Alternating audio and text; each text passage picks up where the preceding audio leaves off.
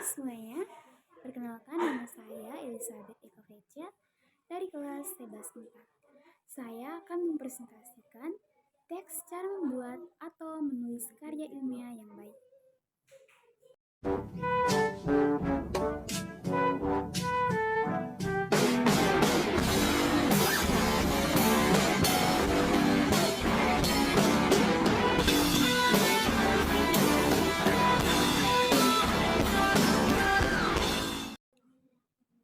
Nah, sebelumnya saya akan menjelaskan pengertian dari karya ilmiah sendiri. Karya ilmiah dapat didefinisikan sebagai sebuah tulisan atau laporan yang menjelaskan mengenai penelitian atau kajian dari suatu masalah. Hasil penelitian untuk karya ilmiah ini biasanya dibuat oleh seseorang atau kelompok dengan memenuhi kaidah dan etika keilmuan yang berlaku. Oleh karena itu, dalam menulis karya ilmiah, penulis harus mematuhi struktur karya ilmiah yang berlaku. Setelah mengetahui tentang pengertian dari karya ilmiah, berikut akan dijelaskan tentang struktur karya ilmiah yang baik dan benar. Struktur yang pertama adalah judul. Halaman judul itu sendiri dimuat berdasarkan topik yang dipilih untuk dibahas dalam karya ilmiah. Pembuatan judul diharapkan dapat ditulis dengan unik dan semenarik mungkin, namun tetap disesuaikan dengan topik yang akan diangkat. Hal ini diharapkan dapat membuat para pembaca menjadi tertarik dengan isu atau topik yang dibahas dalam karya ilmiah.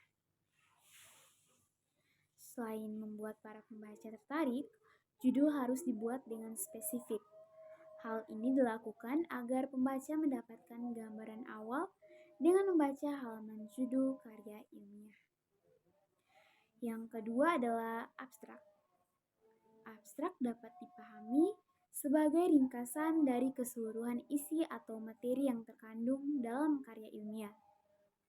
Peran abstrak dalam karya ilmiah sebenarnya adalah untuk memberikan penjelasan kepada pembaca dengan lebih cepat tanpa harus membaca keseluruhan karya ilmiah. Abstrak biasanya digunakan para pembaca untuk membaca sekilas isi, maksud, dan tujuan dari karya ilmiah. Ketentuan penulisan abstrak kurang dari lebih hanya 250 kata dan dengan menggunakan bahasa yang bersifat informatif. Selanjutnya, bab 1 pendahuluan. Pendahuluan ini terletak di paling awal materi karya ilmiah dan memiliki sub-sub babnya masing-masing. A. Latar belakang masalah. Latar belakang masalah dalam karya ilmiah merupakan penjelasan teoritis dan faktual dari pertanyaan tentang mengapa topik atau masalah tersebut perlu dijawab melalui secara ilmiah atau kegiatan penelitian. Latar belakang masalah sendiri seharusnya dijelaskan secara singkat, jelas, dan logis. B. Rumusan masalah. Rumusan masalah dalam karya ilmiah dapat dipahami sebagai sebuah pertanyaan kritis atau argumentasi yang fleksibel yang dihasilkan berdasarkan pernyataan umum dan masalah penelitian. Singkatnya, rumusan masalah adalah pertanyaan yang dimunculkan dari latar belakang masalah. Selain itu, rumusan masalah ini seringkali menggunakan bentuk pertanyaan bersifat operasional dalam suatu penelitian.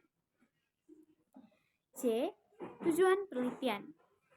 Tujuan penelitian dalam karya ilmiah dapat diartikan sebagai uraian singkat mengenai tujuan apa ingin diwujudkan dengan menggunakan penelitian tersebut. D. Manfaat penelitian. Sementara itu, manfaat penelitian dapat diartikan sebagai sebuah uraian tentang keunggulan dan kontribusi dari hasil karya ilmiah. Manfaat penelitian biasanya diperuntukkan kepada pada pengembangan ilmu pengetahuan dan orang yang memiliki hubungan dengan masalah yang diteliti.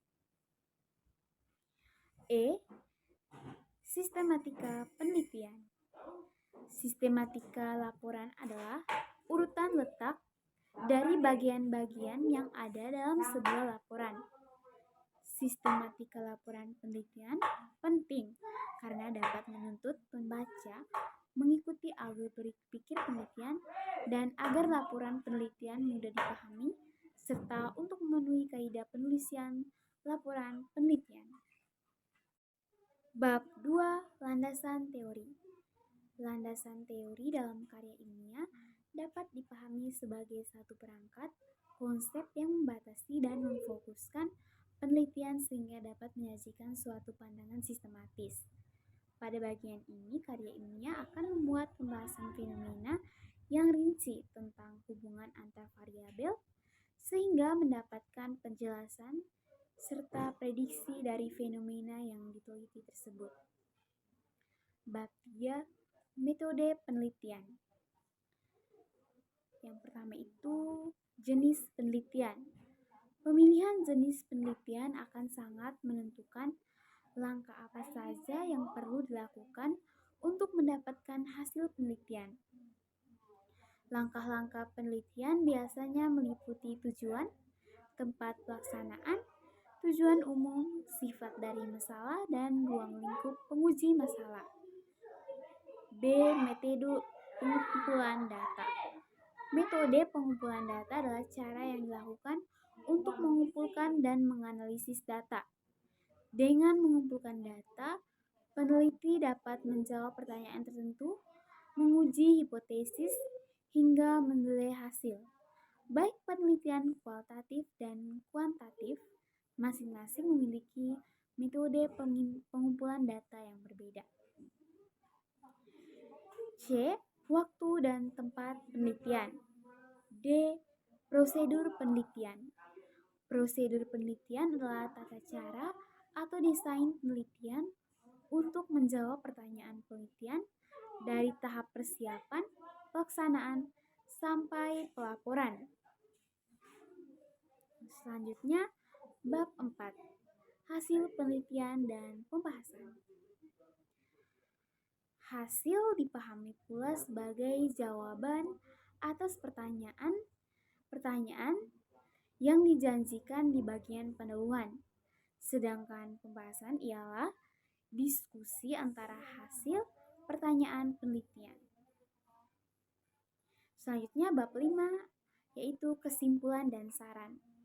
Kesimpulan dalam karya ilmiah terletak di bagian akhir. Kesimpulan biasa memuat pendapat dari karya ilmiah yang telah dibuat oleh peneliti atau penulis. Kesimpulan sendiri memiliki tujuan supaya para pembaca karya ilmiah dapat mendapatkan pengetahuan atau wawasan dari masalah dan pembahasan yang telah diteliti. B. Saran.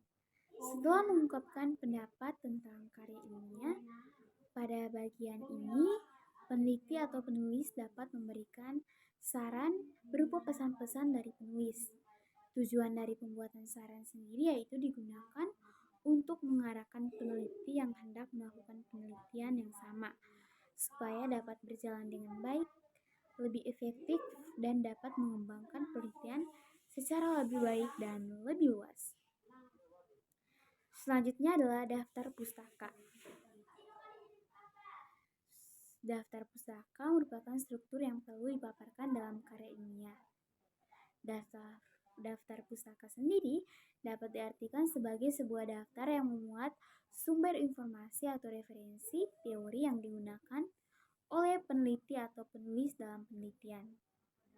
Dalam menuliskan daftar pustaka, peneliti atau penulis biasanya menggunakan format yaitu seperti nama penulis, judul tulisan, nama penerbit buku atau karya akademik, identitas, dan waktu terbit. Sekian presentasi dari saya tentang cara membuat atau menulis karya ilmiah dengan baik. Semoga dapat bermanfaat bagi semuanya. Sekian dan terima kasih. jangkau.